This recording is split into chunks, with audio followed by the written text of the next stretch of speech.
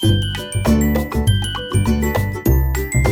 आप सभी का हमारे चैनल में स्वागत है। बच्चों, आज हम आपके लिए बेसलाइन टेस्ट मूल्यांकन का पेपर लेके आए हैं। जो आपका बेसलाइन टेस्ट होने वाला है उसी का पेपर लेके आए हैं। और इस सत्र कौन सा है? सत्र आपका 2023-24 के लिए। और किस कक्षा के लिए? कक्षा 9वीं के लिए है। और जिस दिनांक पे आपका पेपर होगा उस दिनांक लिख देना है। विषय क्या है आपका? गणित। आपका नाम लिखेंगे, स्कूल का नाम, और लिंग लड़का है तो लड़का, लड़की है तो लड़की। और कुल अंक आपके रहेंगे 50। और आपके यहाँ पे प्राप्तांक आ जाएंगे। यदि 3 से 5 का स्तर क्या रहेगा? यदि बच्चे 0 से 25 तक अंक लेते हैं तो उनका स्तर क्या रहेगा? 3 से 5 का। और यदि 20 से ऊपर 20 से 40 तक अंक लेते हैं तो उनका स्तर क्या रहेगा? 6 से 8 का रहेगा। और 40 के ऊपर 40 से 50 तक के अंक लेते हैं तो उनका स्तर 8 स्तर पूर्ण कर लेगा। तो इस प्रकार से आपका ये बेसलाइन टेस्ट मूल्यांकन होगा। इसमें आपको विद्यार्थी के लिए ध्यान देने योग्य बातें लिखी हैं। पहली बात क्या है?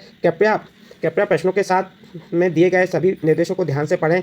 और यह परीक्षा नहीं है, विद्यार्थी सहजता से हल करें। प्रश्नों को हल करने के लिए समयावधि 90 मिनट रहेगी आपकी। तो इस प्रकार बच्चों, आपका यहाँ पे जो बेसलाइन टेस्ट होगा वह 90 मिनट का होगा। कितने प्राप्तांक होंगे इसमें? आपके प्राप्तांक रहेंगे, कितने प्राप्तांक रहेंगे आपके? कुल अंक 50 अंक के रहेंगे। और प्राप्तांक जो आएंगे वह यहाँ पे बताया जाएगा। चलिए आगे देखते हैं। अब आज आपके लिए जो बेसलाइन टेस्ट मूल्यांकन है उसके जो प्रश्न हैं, जो आपको आना है, जो आप टेस्ट देने बैठेंगे उस वाले प्रश्न आपको हम यहाँ बता रहे हैं। इसका पहला प्रश्न देखिए। पहला प्रश्न क्या कह रहा है? खाली बॉक्स में सही संख्या लिखिए। आपको जो ये खाली बॉक्स है इसमें सही संख्या लिखना है। यहाँ पे क्या दिया है? 325 गुणित 4। आपको 325 में 4 का गुणा करना है और इस खाली बॉक्स में रखना है। गुणा कैसे करेंगे? देखिए, ये लिखिए हमने 325 गुणित 4।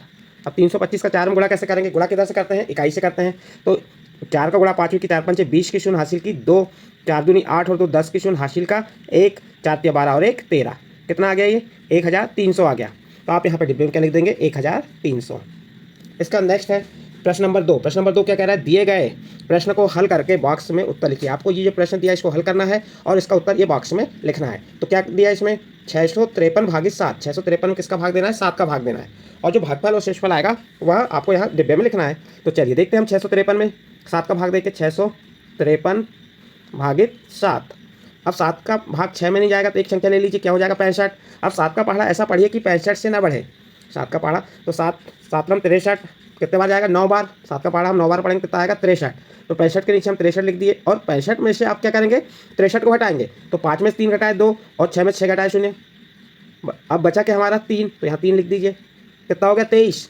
अब 7 का भाग 23 में दीजिए। 7 21। 3 यहाँ पे लिख दीजिए और 21 23 के नीचे लिख दीजिए ऋण। अब घटा दीजिए, कितना बचा? 2। अब क्या 7 का भाग 2 में जाएगा? नहीं, क्योंकि जो इसका भागफल बड़ा है शेषफल छोटा है तो भाग नहीं जाएगा। तो अब यहाँ पे हम भागफल कितना आ गया हमारा? सॉरी, भाजक बड़ा है और शेषफल छोटा है। तो भागफल कितना आ गया हमारा? 93 आ गया। 93 यहाँ लिख देंगे। और शेषफल कितना है? 2। तो इस प्रकार आपको प्रश्न नंबर 2 हल हो गया। आपके बिल्कुल सरल प्रश्न है ये, आपके तीसरी चौथी पाँचवीं छठवीं के लेवल के। लेकिन ये टेस्ट किसका है? किस क्लास का है? कक्षा 9 का है। और बच्चों, यदि आपको यह वीडियो अच्छा लग रहा हो, हमारे जो समझा रहे हैं अच्छा लग रहा हो, तो आप हमारे चैनल को सब्सक्राइब कीजिए, लाइक कीजिए जरूर, और अन्य ग्रुप में शेयर भी जरूर कीजिए। देखिए अब प्रश्न नंबर 3 देखते हैं। हम इसको हल करके आपको बताएंगे। यहाँ विकल्प दिए चारों विकल्प में से एक चुनना है। क्या कहा है? समबाहु त्रिभुज के आकार के भूखंड की एक भुजा की लंबाई 14 मीटर है। तो भूखंड की परिमाप है। देख कौन सा त्रिभुज है हमारा? समबाहु। सम मीन्स समान, बाहु मीन्स भुजा। जिस त्रिभुज की तीनों भुजाएं समान होती हैं वो क्या कहलाता है? समबाहु त्रिभुज। और आकार का भूखंड की एक भुजा की लंबाई कितनी? 14। तो समबाहु त्रिभुज में कितनी भुजा होंगी? 3 भुजा होंगी। तो प्रत्येक भुजा कितने सेंटीमीटर की होंगी? प्रत्येक भुजा 14 सेंटीमीटर की होंगी। और हमें क्या ज्ञात करने को कहा है? परिमाप। तो परिमाप, किसी भी आकृति का परिमाप ज्ञात करना है तो जितनी भुजाएं होती हैं उनका योग कर लीजिए। तो 14 14 जोड़े 28, 28 में 14 जोड़े 42, या 14 14 या 42, यानी कि तीनों भुजाओं का योग करेंगे तो आपको मालूम हो जाएगा। तो इसका आंसर क्या आ जाएगा? 42 आ जाएगा। या आपको ऐसा नहीं करना है, आप सूत्र द्वारा भी निकाल सकते हैं। समबाहु त्रिभुज के परिमाप का सूत्र क्या होता है? परिमाप का सूत्र होता है कितनी भुजा है? 3 भुजा। 3 गुणित ए। और 3 एक, या ए को हम क्या कह सकते हैं? भुजा भी कहते हैं। ए मीन्स होता है भुजा। तो भुजा की माप कितनी? 14। और 14 का 3 में गुणा की 14 तिया 42। 42 मीटर ये क्या आ गया? इसका परिमाप। तो ये आंसर हो गया आपका। नेक्स्ट अगला क्वेश्चन देखिए, क्वेश्चन नंबर 4। क्वेश्चन नंबर 4 क्या कह रहा है? खाली बॉक्स में सही उत्तर लिखे। क्या कह रहा है इसमें? खाली बॉक्स में सही उत्तर लिखिए। खाली बॉक्स में सही उत्तर लिखना है। यहाँ पे भिन्न दिया 4/7 धन 5/7, यानी 4/7 में 5/7 को क्या करना है? जोड़ना है। अब इसको कैसे जोड़ेंगे? भिन्न को जोड़ने के लिए हमें हर का लघुत्तम ले लेंगे। अब देखिए इसमें हर क्या है? 7 7 है, इसके हर समान है। जैसे तो लघुत्तम क्या आ जाएगा? इसका 7 आ जाएगा। हर समान है तो लघुत्तम 7 आएगा। ऊपर संख्या जैसी कि वैसी रहेगी। 4 धन 5, और 4 में 5 जोड़ेंगे तो क्या आ जाएगा? 9। तो कितना आ जाएगा ये आपका? 9/7। कितना आ गया ये आपका? 9/7 आ गया। तो यहाँ पे आप डिब्बे में लिख देंगे 9/7। ये आपका आंसर हो गया। इस प्रकार क्वेश्चन नंबर 4 कंप्लीट। इसका क्वेश्चन नंबर 5 देखिए। खाली बॉक्स में ये चिन्ह जो है आपको जिधर खुला भाग गया ये क्या कहलाता है? बड़ा कहलाता है। और ये ऐसा जो ये भाग छोटा कहलाता है। तो आपको क्या कह रहा है इसमें, खाली बॉक्स में बड़ा और छोटा या बराबर लगाएं। अब देखिए यहाँ पे क्या दिया है आपका, ये 8 है।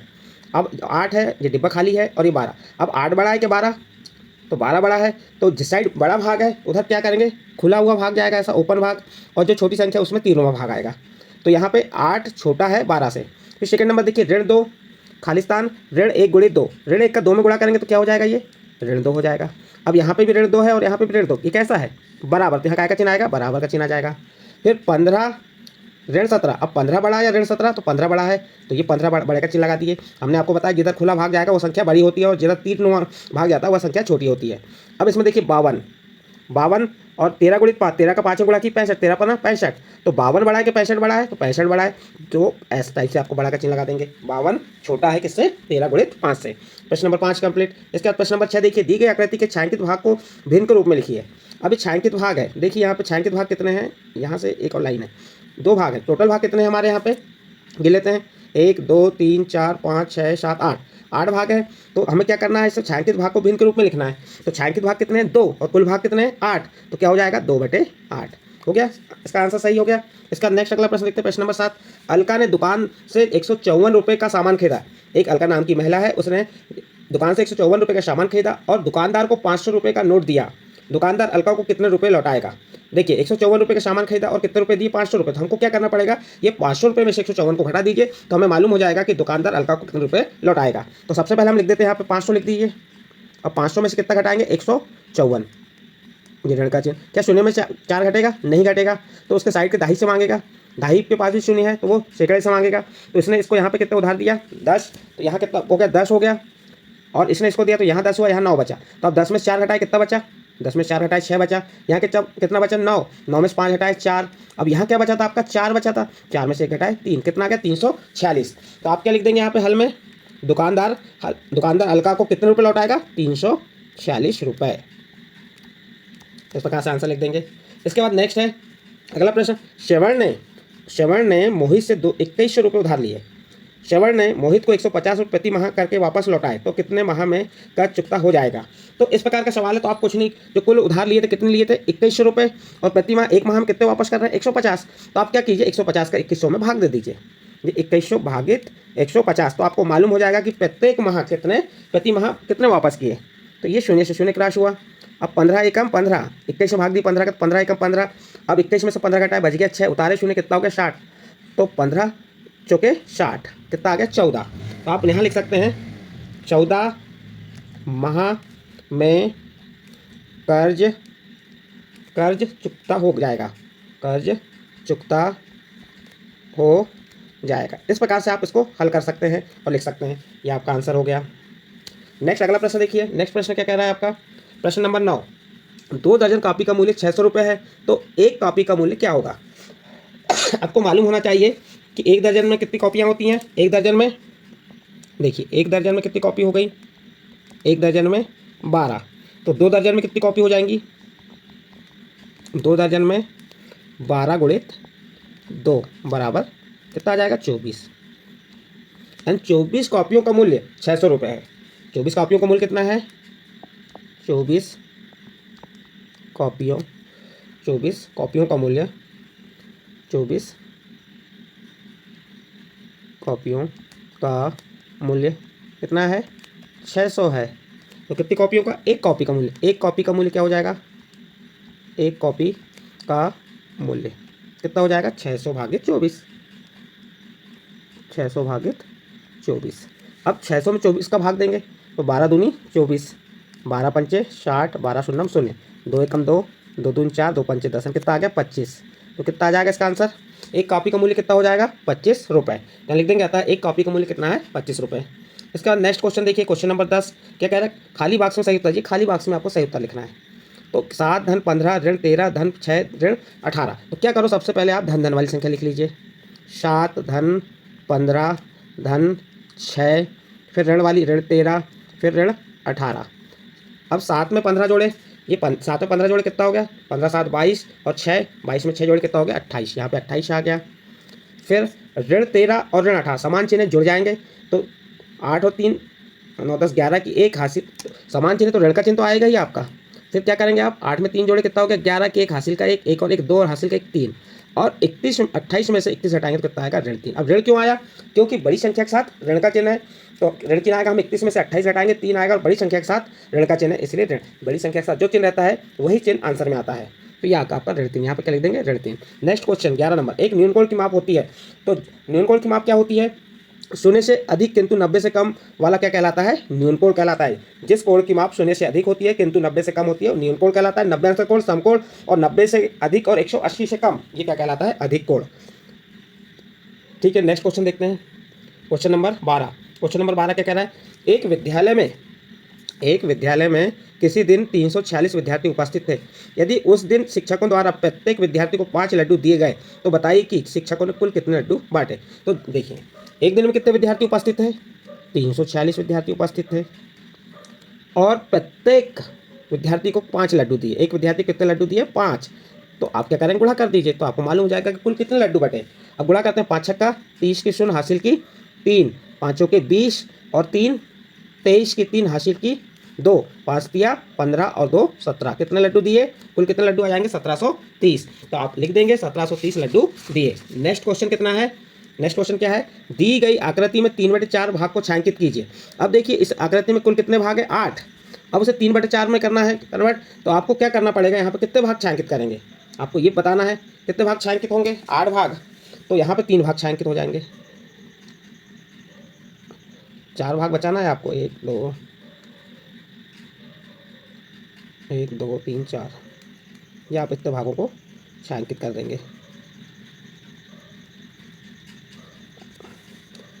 1 2 3 4, 3/4 यानी कि आपका 8 भाग है, तो 6/8 होती है, 6/8, तो ये आ गया आपका छायांकित कर दिया। नेक्स्ट अगला क्वेश्चन है 0.5 गुणित 0.6।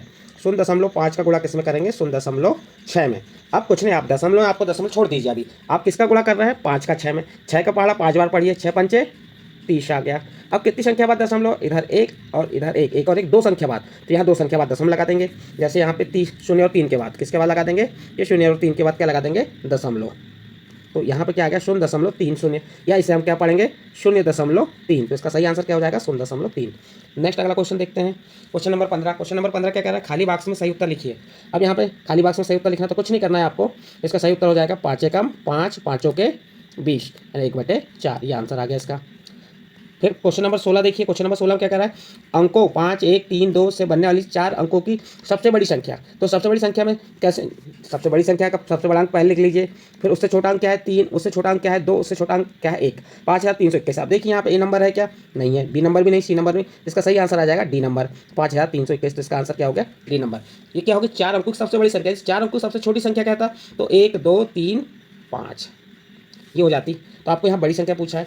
फिर इसके बाद देखिए कुछ क्या है आपका नेक्स्ट क्वेश्चन, 27 और 46 के बीच कितनी पूर्ण संख्या है। पूर्ण संख्या कौन सी होती है आपकी, शून्य से स्टार्ट होती हैं, शून्य से लेकर अनंत तक क्या होती है पूर्ण संख्या। आप 27 और 46 के बीच, तो आप 27 को छोड़ दीजिए, क्या बचा आपका 28 29 और ये 30, फिर 31 32 33 34 35 36 37 38 और ये 39 40, यहाँ पे 10 हो जाएंगी। 31 से लेकर 40 तक कितनी होगी 10, 28 से 30 तक कितनी होगी 3, और उसके बाद 41 42 43 44 45 5, तो 10 3 13 और 5 18, तो इसका सही आंसर क्या आ जाएगा 18। आपको कुछ नहीं करना है, 27 को छोड़ दीजिए, 27 को छोड़ दीजिए और किसको छोड़ दीजिए 46 को, फिर उसके बीच की जितनी भी संख्या है वो पूर्ण संख्या होंगी, टोटल कितनी आएगी 18। इस प्रकार आपका प्रश्न नंबर 17 यहाँ पे कंप्लीट होता है। नेक्स्ट क्वेश्चन देखिए, प्रश्न नंबर 18, संख्या 3 के 4 गुणज, यानी संख्या 3 के प्रथम 4 गुणज कह रहा है, तो 3 का पहाड़ा, तो 3 के गुणज क्या हो जाएंगे 3 के गुणज। अब 3 के गुणज यानी 3 का पहाड़ा पढ़ लीजिए, वही 3 के गुणज होंगे।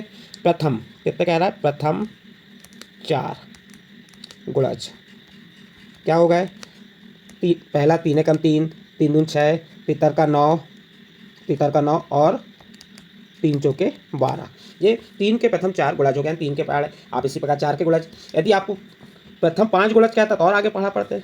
फिर क्वेश्चन नंबर 19 देखिए, एक चतुर्भुज बनाकर उसके अभ्यंतर को छायांकित कीजिए। आपको चतुर्भुज क्या होता है, जिसकी 4 बंद आकृति, जो 4 भुजाओं से बंद आकृति होती है वह क्या कहलाता है चतुर्भुज। तो चतुर्भुज क्या होता है, ये देखो, ये 4 भुजाओं वाला एक बंद आकृति क्या कहलाती है चतुर्भुज। अभ्यंतर मीन्स होता है अंदर का भाग, और बहिर्ता मीन्स बाहर का। तो अंदर के भाग को आपको क्या करना है छायांकित कर देना इस प्रकार से। तो ये आपका प्रश्न नंबर 19 कंप्लीट, 18 कंप्लीट। इसके बाद प्रश्न नंबर 20, घड़ी के मिनट की वाली सुई कहाँ रुकेगी यदि 12 से प्रारंभ करके 2 समकोण घूम जाए। जब 2 समकोण घूम रही है तो 2 समकोण मीन्स होता है आपका एक समकोण में 30 अंश का कोण बनेगा और 30 में किसका भाग दी, तो ये आ जाएगा आपका, इसका सही आंसर आ जाएगा 6 पर। 2 समकोण मीन्स 180 अंश का, तो वहाँ पे 6 पे आ जाएगा। तो इस प्रकार से इसका डी नंबर का आंसर सही होगा। प्रश्न नंबर 20 यहाँ पे कंप्लीट होता है। इसके बाद नेक्स्ट अगला प्रश्न है प्रश्न नंबर 21। प्रश्न नंबर 21 में संख्या रेखा ऋण 4, संख्या रेखा पर ऋण 4 को दर्शाइए। तो ये मान लीजिए आपकी क्या है, एक संख्या रेखा है। ये क्या हमने संख्या रेखा खींच दी सीधी आपकी, ये संख्या रेखा हो गई और ये यहाँ बीच में शून्य लिए, शून्य के दाईं ओर पूरे धनात्मक मान जाते हैं और बाईं ओर क्या होते हैं, ऋणात्मक मान जाते हैं। और ये क्या हो गया हमारा 1 2 3 4 और इधर चलते जाएंगे। यहाँ पे क्या हो गया, ऋण 1, ऋण 2, ऋण 3 और आपको क्या दर्शाने को कहा है, 4 को। तो ये आपका हो गया ऋण 4। तो यहाँ पे आप ऋण 4 को दर्शा दिए। इस प्रकार संख्या रेखा के बाईं और क्या होता है, ऋणात्मक मान आते हैं और दाईं और धनात्मक मान जाते हैं। इसके बाद नेक्स्ट क्वेश्चन, क्वेश्चन नंबर 22 देखिए। क्वेश्चन नंबर 22 क्या कह रहा है, 2/3 के तुल्य एक भिन्न लिखिए। अब 2/3 के तुल्य हमें एक भिन्न लिखने का है। अब 2/3 के तुल्य एक भिन्न कौन सा है, देखते हैं। चलिए तुल्य भिन्न कैसे निकालते हैं, जिनके मान में कोई परिवर्तन ना हो। जैसे हमको 2/3 के तुल्य भिन्न क्या होंगे, ऐसी संख्या के से गुणा करेंगे हम, तो कि गुणा करने पे अंश और हर, समान संख्या का अंश और हर से गुणा करेंगे। जैसे 2 दूनी 4, 4 बटे और 2 तिया 6, ये हो एक तुल्य भिन्न। और निकालना है 3 का गुणा करो, 3 दूनी 6, तितर का 9। अगली तुल्य भिन्न निकालना है तो चौथी 4 दूनी 8, 4 तिया 12। इस प्रकार से बहुत सी तुल्य भिन्न निकाल सकते हैं 2/3 की। नेक्स्ट क्वेश्चन है क्वेश्चन नंबर 23। निम्नलिखित, क्वेश्चन नंबर 23 में क्या कह रहा है, निम्नलिखित संख्याओं को छोटी से बड़ी के क्रम में लिखिए।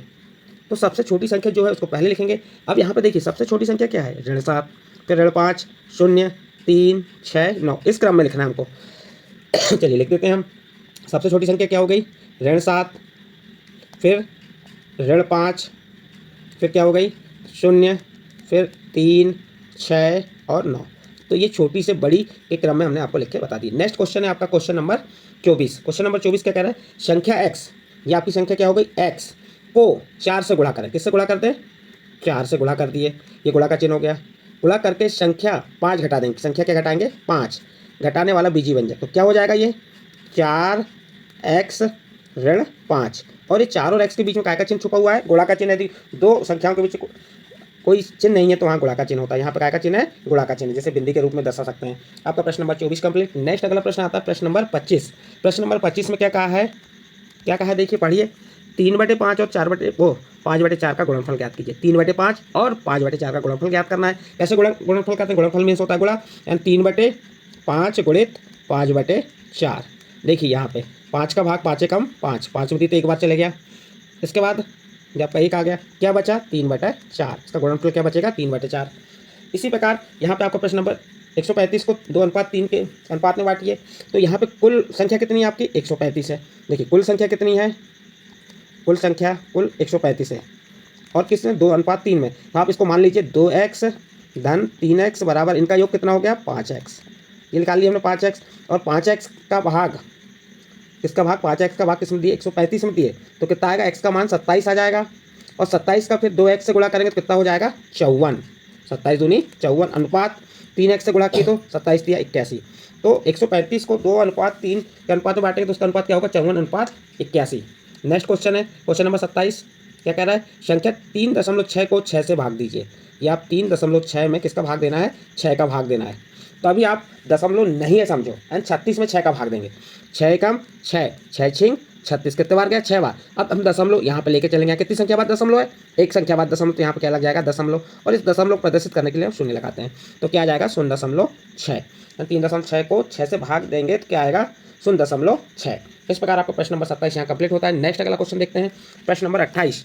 अभिनव को एक परीक्षा में 80 में से 56 अंक प्राप्त होते हैं, तो उसने कितने प्रतिशत अंक प्राप्त किए। तो आपको कितने अंक हैं, 80 में से 56 अंक प्राप्त किए हैं, तो कितने प्रतिशत, हमको प्रतिशत निकालना है। प्रतिशत निकालने के लिए क्या करना पड़ेगा हमको, जो जितने अंक प्राप्त हुए 56 उसमें किसके कुल अंक का 80 का भाग दे देंगे और 100 का गुणा कर देंगे।